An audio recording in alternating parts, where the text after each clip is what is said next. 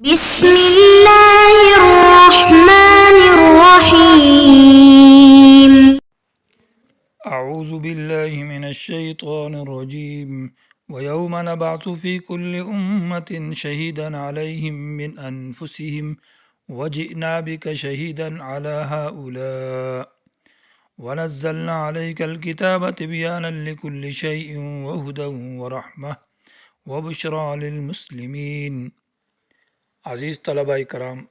سبق نمبر 143 سورۃ النحل،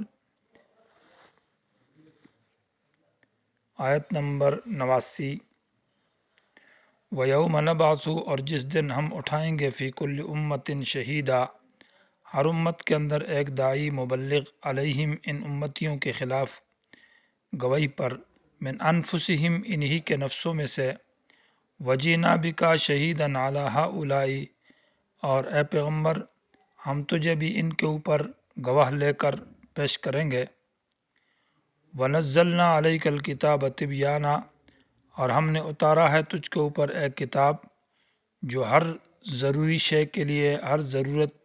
ضروری بات کے لیے وضاحت ہے اور بیان ہے۔ وَهُدًى، اور وہ ہدایت اور رہنما ہے، اور رحمت ہے، اور بشرا خوشی ہے، للمسلمین مسلمانوں کے لیے، ماننے والوں کے لیے۔ اس آیت کے اندر بھی تخفیف اخروی کا ذکر ہے، اور قیامت کے دن ہر نبی اپنی امت کے خلاف گواہی دے گا۔ اوپر جو آیت تھی، آیت نمبر 84، وہاں پر بھی یہ مسئلہ تھا کہ وَيَوْمَ نَبْعَثُ مِنْ كُلِّ أُمَّةٍ شَهِيدًا، تو وہاں شہید سے مراد عام امتی مراد تھا جو کہ داعی اور مبلغ ہے، اور اس آیت کے اندر شہید سے مراد نبی ہے۔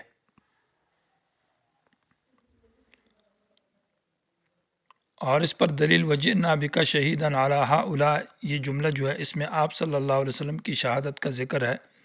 تو گویا کہ فی کل امت شہیدا سے بھی نبی مراد ہے۔ ویوم نبعث، اور جس دن ہم اٹھائیں گے، فی کل امت، ہر امت کے اندر، یعنی پیش کریں گے، شہیداً ایک گواہ جو کہ اس امت کا پیغمبر ہوگا۔ حضرت نوح علیہ السلام اپنی امت کے خلاف گواہی دیں گے، اور گواہی یہ دیں گے کہ میں نے دین ان تک پہنچایا تھا، تبلیغ کی تھی، انہوں نے میری بات نہ مانی۔ ان کے اوپر پھر اس امت کو بطور گواہ پیش کیا جائے گا، اور اس امت کی گواہی کے اوپر نبی علیہ السلام کو بطور شاہد اور گواہ کے پیش کیا جائے گا۔ علیہم، ان کے خلاف، اعلیٰ حجت کے لیے آتا ہے، نہ کسی کے خلاف گواہی۔ من انفسہم، وہ شہید جو گواہی دینے والا ہوگا وہ انہی کے نفسوں میں سے ہوگا، یعنی انسان نبی۔ وجینا بکا، اور پیش کریں گے ہم تجھ کو، مراد آخری نبی ہے، شہیداً گواہ، علی ہؤلاء، ان لوگوں پر، مراد ہؤلاء سے موجودہ لوگ ہیں جو صحابہ کرام کے دور کے ہیں اور جس وقت نبی علیہ السلام موجود تھے، کیونکہ ہؤلاء میں اشارہ خاص لوگوں کی طرف کیا جاتا ہے جو آپ صلی اللہ علیہ وسلم کے دور میں موجود ہیں۔ وَنَزَّلْنَا عَلَيْكَ الْكِتَابَ تِبْيَانًا، اور آپ گواہی اس لیے دیں گے کہ ہم نے آپ کے اوپر کتاب اتاری ہے، اور اس کتاب کے اندر ہر دین کی بات کی وضاحت ہے، تو یہ کتاب آپ نے پہنچائی ہے لوگوں تک۔ اب جنہوں نے اس کو مانا تو وہ تو جنت میں جائیں گے، جنہوں نے نہیں مانا تو ان کے خلاف آپ گواہی پیش کریں گے قیامت کے دن۔ وَنَزَّلْنَا، اور ہم نے اتارا ہے، علیک تجھ پر، الکتاب کامل کتاب، تبیاناً مانا ہر وضاحت ہے اس میں، لکل شیء ہر ضروری بات کی، یعنی دین کی جو ضروری باتیں ہیں، عقیدہ کے بارے میں یا اعمال کے بارے میں، معاشرت اور سیاست اور معاملات وغیرہ، ان تمام ضروریات دین کی اس میں وضاحت اور تفصیل ہے۔ وہدن، اور اس میں رہنمائی بھی ہے کہ ہر بات کے اندر یہ بڑی رہنما ہے عقیدہ کے بارے میں۔ ورحمتاً، اور رحمت اعمال کے بارے میں۔ وبشرا، اور قرآن کو پڑھنے سے رحمت کا نزول بھی ہوتا ہے، اور بشرا سکون حاصل ہوتا ہے، خوشی حاصل ہوتی ہے، للمسلمین ماننے والوں کے لیے۔ ان اللہ یأمر بالعدل والاحسان، آیت نمبر 90 ہے، اس کے اندر قرآن کا خلاصہ ذکر ہے کہ اس کتاب کا حاصل اور خلاصہ کیا ہے کہ اس کے اندر دو قسم کے حقوق کا بیان ہے۔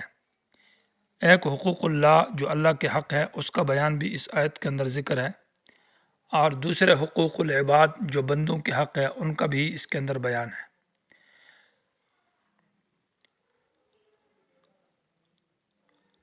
حضرت عثمان بن مظعون جب یہ آیت انہوں نے سنی رضی اللہ تعالیٰ عنہ تو فرمایا کہ کان الایمان راسخا فی قلبی،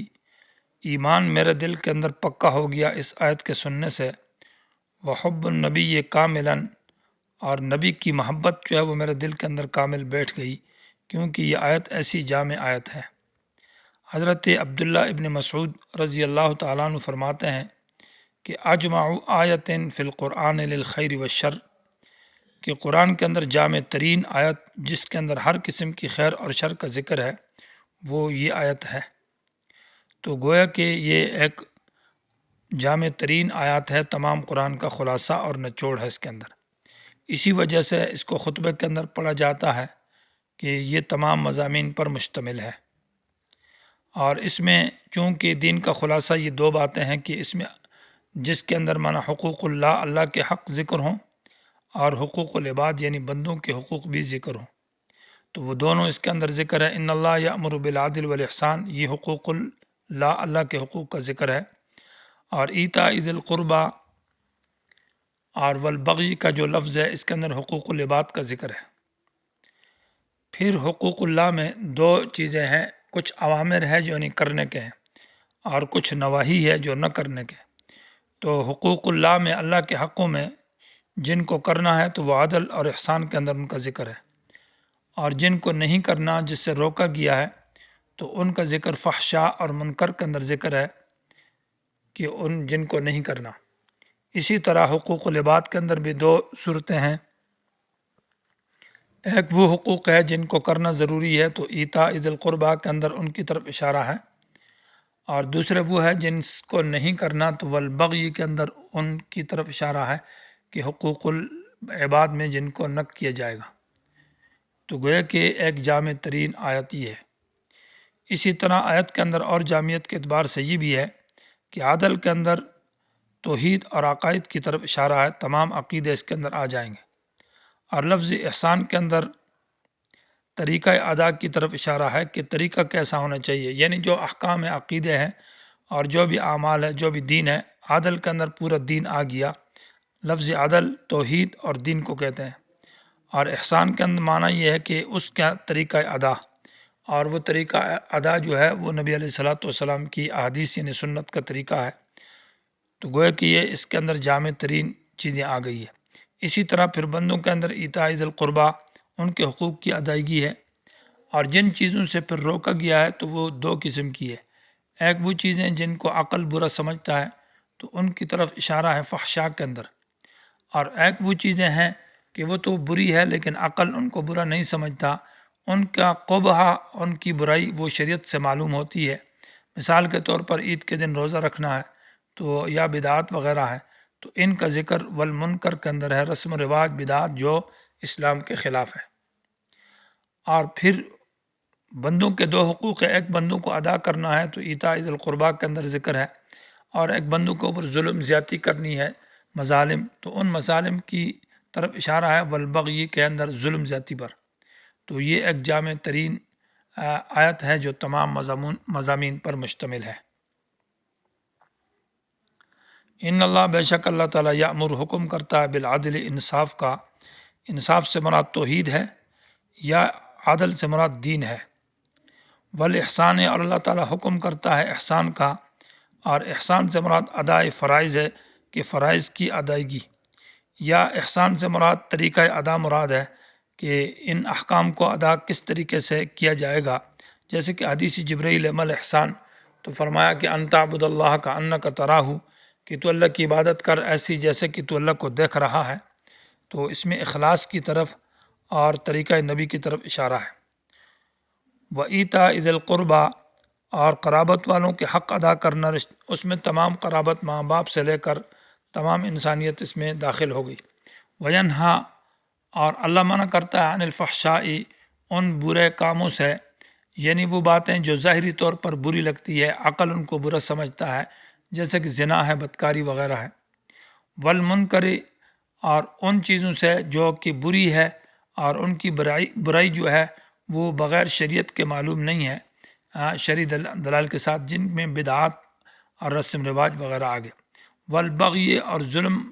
جو ہے، اس سے بھی اللہ منع کرتا ہے مخلوق کے اوپر ظلم نہ کیا جائے، ظلم زیادتی۔ یعظکم اللہ نصیحت کرتا ہے تم کو، لعلکم تذکرون تاکہ تم اس نصیحت کو قبول کرو، اس پر آ جاؤ۔